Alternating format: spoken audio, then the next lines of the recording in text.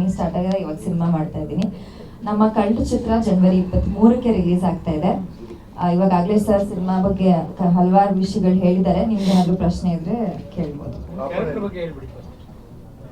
ಇವಾಗ ನಾನು ಸೀರಿಯಲ್ ಮಾಡ್ಕೊಂಡ್ ಬಂದಿದ್ರಿಂದ ಎಲ್ಲರಿಗೂ ಗೊತ್ತು, ಮನೆ ಮಗಳ ತರ ನನ್ನ ನೋಡಿ ನನ್ನ ಟ್ರೀಟ್ ಮಾಡಿರೋದ್ರಿದೆ. ಈ ಸಿನಿಮಾದಲ್ಲಿ ಎಲ್ಲರಿಗೂ ಅಷ್ಟೇ ಒಂದು ಎಲಿವೇಶನ್ ಬೇಕಾಗುತ್ತೆ ನಮ್ಮ ಕರಿಯರ್ ಅಲ್ಲಿ. ಅಂತ ಒಂದು ಕ್ಯಾರೆಕ್ಟರ್ ನನಗೆ ಅನಿಲ್ ಸರ್ ಬರ್ದಿರೋದು. ಈ ಕ್ಯಾರೆಕ್ಟರು ಈ ಸಿನಿಮಾದಲ್ಲಿ ನನಗೆ ಒಂದು 2 ಶೇಡ್ ಇದೆ. ಆದ್ರೆ ಯಾವ ತರ ಶೇಡ್ ಅಂತ ಹೇಳಿದ್ರೆ ಸಿನಿಮಾ ಏನಂತ ಬಿಟ್ಕೊಟ್ಟಂಗಾಗುತ್ತೆ, ನನ್ನ ಕ್ಯಾರೆಕ್ಟರ್ ಏನಂತ ಬಿಟ್ಕೊಟ್ಟಂಗಾಗುತ್ತೆ.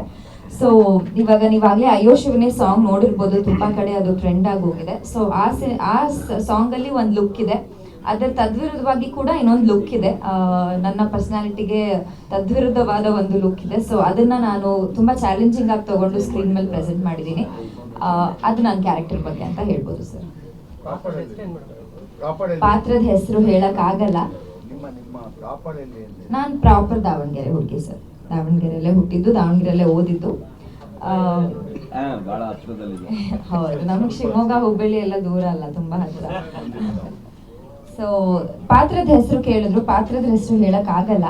ಯಾಕಂದ್ರೆ ರಚಿತಾ ಮ್ಯಾಮ್ ಇರೋದ್ರಿಂದ, ನಾನಿರೋದ್ರಿಂದ ನಾವೊಂದು ಪ್ಯಾಥೋ ಸಾಂಗ್ ಅಂತ ಬಿಟ್ಟಿದ್ದೀವಿ. ಅದರಲ್ಲಿ ಜನಕ್ಕೆ ಕನ್ಫ್ಯೂಷನ್ ಅಂದ್ರೆ ಯಾರು ಇರ್ಬೋದು ಗೀತಾ ಅನ್ನೋ ಒಂದು ಕನ್ಫ್ಯೂಷನ್ ಇರ್ಲಿ ಅಂತ ನನ್ನ ಪಾತ್ರದ ಹೆಸರಿರ್ಲಿ ಅಥವಾ ರಚಿತಾ ಮ್ಯಾಮ್ ಅವ್ರ ಪಾತ್ರದ ಹೆಸರಿರ್ಲಿ ಎಲ್ಲೂ ನಾವು ಡಿಸ್ಕ್ಲೋಸ್ ಮಾಡಿಲ್ಲ ಸರ್.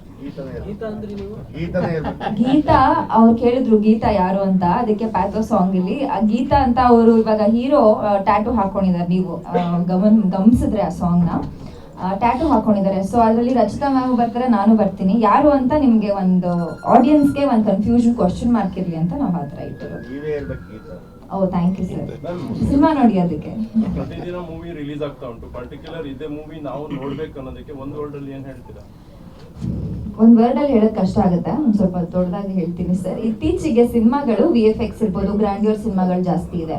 ಅಂದ್ರೆ ನಾವು ಸ್ಕ್ರೀನ್ ಮೇಲೆ ಡಿಫ್ರೆಂಟ್ ವರ್ಲ್ಡ್ ನ ತೋರಿಸ್ಬೇಕು ಅಂತ ಇದೆ. ಮುಂಚೆ ಸಿನಿಮಾಗಳು ಹೇಗಿರ್ತಿತ್ತು ಅಂದ್ರೆ ಎಮೋಷನ್ ಮೇಲೆ ಡಿಪೆಂಡ್ ಆಗ್ತಾ ಇತ್ತು.